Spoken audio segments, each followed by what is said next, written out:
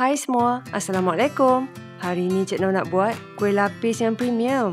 Sebab apa premium? Sebab Cik Nom buatkan dia cukup berlemak rasa, manis pun cukup, hasilnya licin berkilat dan kemas. Kuih tradisional ni adalah yang ikonik, simbol kesabaran dan ketelitian orang lama tu. Setiap lapisan santan dan sirap ros kita kukus satu persatu, tapi bila dah siap, cantik, teksturnya lembut, kenyal, berlemak santan. Dan masa makan tu memang seronok tau. Sebab kita boleh tarik selapis-lapis. Siapa geng makan tarik selapis-lapis? Angkat tangan. Resepi kali ni memang berbeza dari yang Cik Nom dah pernah share dulu. Selain teksturnya lebih baik, yang ni pun versi gluten free. Jadi sesuailah untuk semua orang makan. Bau harum sirap ros tu pula naik lembut aja. Memang ngam lah untuk minum petang. Siapa nak cuba untuk buat jualan pun boleh.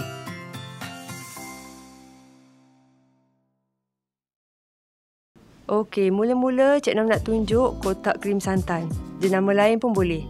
Cik Nom suka guna krim santan ni sebab senang, kualiti pun konsisten dan tak cepat basi. Lagipun kelapa parut susah dah nak dapat sekarang dan mahal pula tu. Cuma ada satu isu bila guna krim santan, bancuhan adunan ni mudah jadi berbuih halus dan juga tebal. Kalau guna santan yang fresh, memang tak adalah masalah ni. Tapi jangan ambil ringan ya buih ni. Sebab kalau bancuhan santan terlalu berbuih, nanti permukaan kuih lapis tu jadi lubang-lubang dan kasar dan kita susah nak tarik lapisan kuih tu selapis-lapis, rupanya pun tak cantik berkilat. Jadi, petua Cik Nom untuk kurangkan buih atau hilangkan, kita larutkan gula dulu. Sukatan air yang ni adalah sukatan untuk cairkan krim santan. Ada 2 sukatan air dalam resepi, jangan confuse ya. Ambil gula pasir, larutkan dengan air suam 1,5 cawan. Dan masuk sekali lah dengan garam, tengah ke 1 sudu kecil. Bukan nak masin, kita cuma nak naik lemak aja. Kalau korang nak kurangkan lemak, boleh adjust dekat bahagian air larutan ni. Contoh nisbah asal kalau 3 cawan krim santan, larutkan dengan 1,5 cawan air. Kalau nak kurang lemak, boleh tukar jadi 2 cawan santan, larutkan dengan 2,5 cawan air. Lepas gula dah larut elok, baru Cik Nom masukkan krim santan 3 cawan.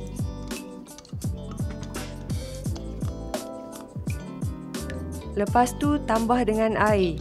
Air ni memang fix. Tetap sukatan dia 1 cawan. Jangan ubah. Kacau perlahan, lembut manja je. Okey, sekarang bahan kering. Resepi ni guna campuran 3 jenis tepung. Pertama, tepung beras. Cik Nom guna cap gajah 3. Elok je jadi kuihnya. Tapi korang boleh je guna cap bunga kalau tak jumpa cap gajah. Kalau untuk buat berniaga kan, memang lebih baik korang timbang semua bahan supaya hasil kita tepat dan konsisten.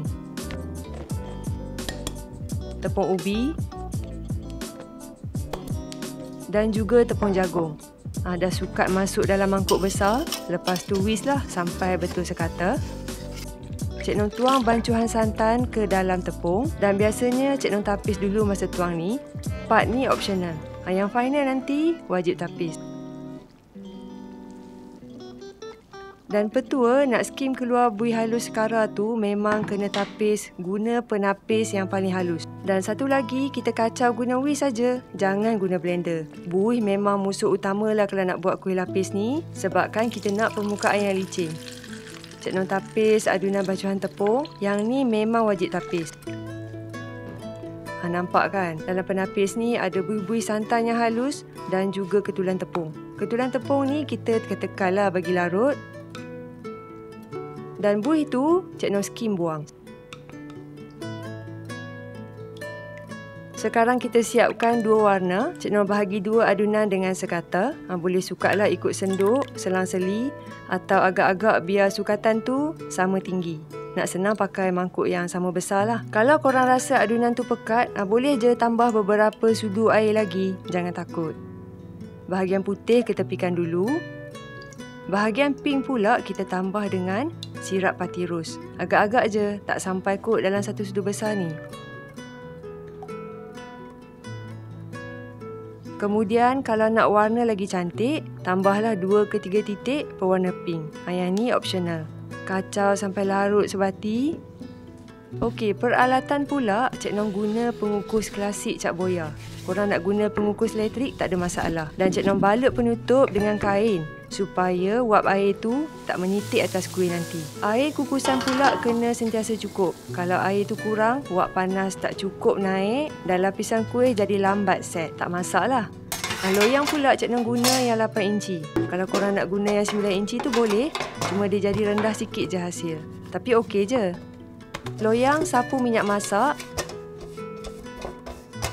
Kemudian kita lapik dengan plastik tahan panas.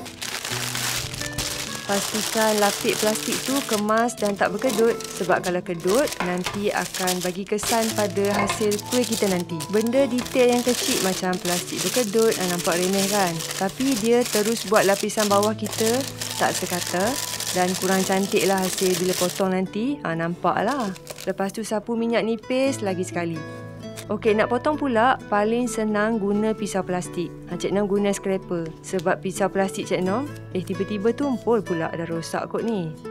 Kelebihan guna pisau plastik, memang tak melekat bila kita potong.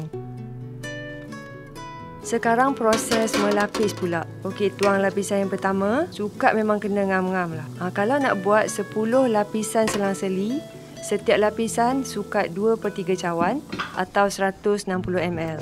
Kalau nak buat 12 lapisan pun boleh. Tiap lapisan tu sukat setengah cawan campur 1 sudu besar atau 130 ml. Cuma itulah kalau banyak lapis, letih pula nak menunggunya. Okey, satu lagi Cik Nom buat bilangan yang genap. Contoh macam 10 kan. Jadi kita kena mula dengan lapisan putih dulu. Lapisan atas nanti akan habis dengan yang pink. Kalau korang nak yang atas bawah tu pink, korang boleh buat bilangan ganjil. Macam 9 ataupun 11 dan lebihkan kepada adunan pink. Contohnya, putih 5, pink buat 6. Faham tak? Masa melapis ni, pastikan air pengukus mendidih kuatnya sebelum tuang setiap lapisan.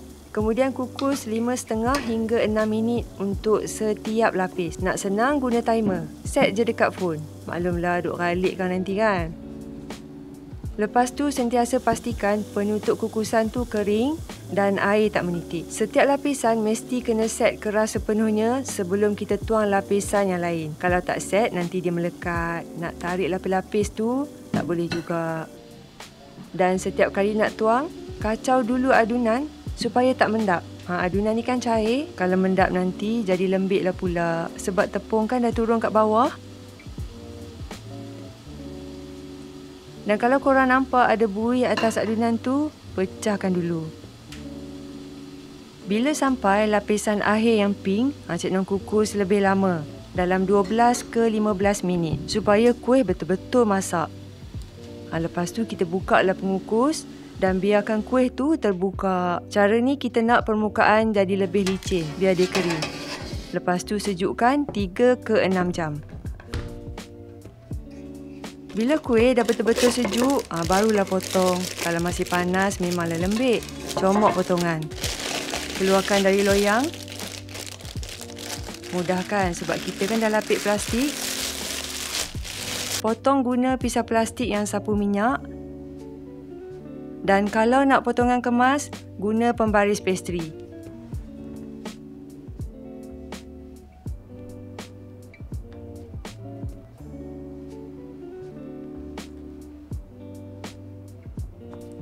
Tengok ni, boleh tarik, kenyal, lembut, berkilat dan tak putus. Hidang pula dengan teh atau kopi panas. Masa makan, tarik selapis-lapis.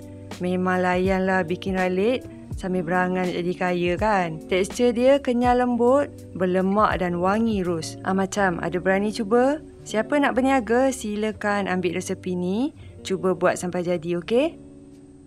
Okey, ni recap yang penting sebelum Cik Nom habis. Pertama, buih memang musuh utama kalau kita pakai krim santan. Tips nak atasi dia, larutkan gula dengan air suam dulu.